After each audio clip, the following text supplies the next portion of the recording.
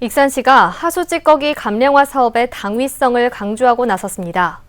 감량화 사업으로 늘어난 바이오가스를 판매할 수 있는 데다 찌꺼기까지 줄어 악취 저감과 예산 절감 등 일석이조의 효과를 거둘 수 있다는 건데요. 하지만 이 사업에 대해서도 특혜 의혹을 제기했던 임형택 시의원은 곧바로 반박하고 나섰습니다. 감량화 사업을 포함한 하수 슬러지 건조시설 인허가 과정 속의 모든 특혜 의혹에 대해 정원율 시장에게 끝장 토론을 제안했습니다. 보도에 경상원 기자입니다. 하수 슬러지 감량화 사업을 추진하는 익산시, 약 260억 원을 들여 소화조 등 노후 설비 등을 교체하거나 농축기, 탈취 설비 등을 신설합니다. 오는 2021년 완공을 목표로 추진되고 있습니다. 익산시는 3일 상하수 사업단 주재로 기자회견을 열고 하수 슬러지 감량화 사업에 대해 설명했습니다. 현재 25년 된 하수 처리장의 슬러지 공정 노후화 시설 개선과 악취 방지 시설을 설치함으로써 악취를 현저히 저감시키고자 하는 사업입니다.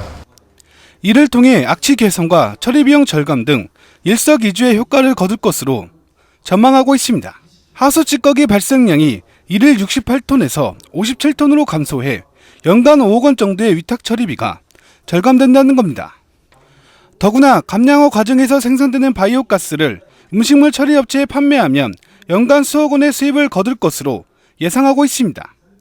결과적으로 매년 12억 정도 이익 창출이 있어 악취 개선과 예산 절감이라는 일석이조 효과가 있을 것입니다. 이에 대해 임형택 시의원이 곧바로 반박하고 나섰습니다. 임 의원은 앞서 기자회견을 통해 하수 슬러지 건조시설을 음식물 처리업체가 하도록 허가해 줌으로써 감량화 사업에 대한 예산 이중 투자라고 지적했습니다. 시설이 가동되면 연간 13억 정도가 절감된 데 비해 직접 하수 처리장에 건조시설을 지으면 비용이 30억 원 정도가 절감된다고 덧붙였습니다. 때문에 임 의원은 진실 규명을 위해 토론회가 필요하다는 입장입니다. 임 의원은 3일 의회 5분 발언을 통해 감량화 사업을 포함한 하수 슬러지 건조시설 인허가 과정 속의 모든 특혜 의혹에 대해 정원율 시장에게 끝장 토론을 제안했습니다. 시민들에게 투명하게 밝혀질 수 있도록 끝장 토론이 반드시 진행되기를 바랍니다. 판단은 시민들이 할 것입니다.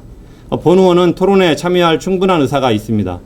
정원율 시장께서도 꼭 나오시기를 바라며 답변을 기다리고 있겠습니다. 토론 방식은 어떤 방식이든 어떤 주제든 상관없다는 입장입니다. 더 이상 법과 규정을 어기지 않았다는 책임 회피성 발언만 내놓지 말라는 겁니다.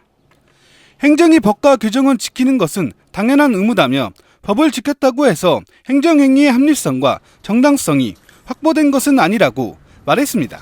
하수 슬러지 건조시설을 민간업체에 허가해 준 것은 상식적인 행정행위로 볼 수 없고 특혜 소지가 다분하기 때문에 반드시 실체적 진실을 밝혀야 한다고 생각합니다.